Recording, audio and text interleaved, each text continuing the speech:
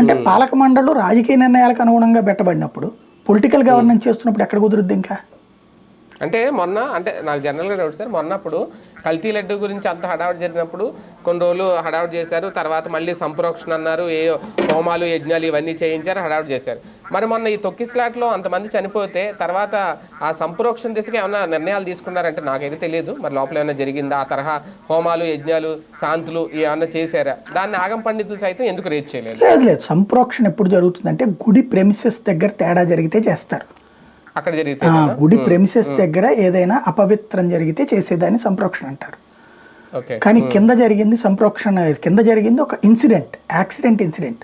ఇప్పుడు కొండమైన మొన్న ఒక పాలుడు 3వ అంతస్తు 3 ఏళ్ల బాలుడేమో చనిపోయాడు, అది అయింది. అది ఆ బిల్డింగ్ వరకు పరిమితం తప్పించి టోటల్ కొండకు కాదు. గుడి లోపల ఏదన్నా తేడా జరిగితే సంప్రోక్షణ చేస్తారు, విధానాలకు విరుద్ధంగా. అంటే స్వామివారికి అవి చేస్తారు అంతే. కాబట్టి దానికి సంప్రోక్షణ లాంటిది ఎవరు సలహా కూడా ఇవ్వరు. అవును అవును.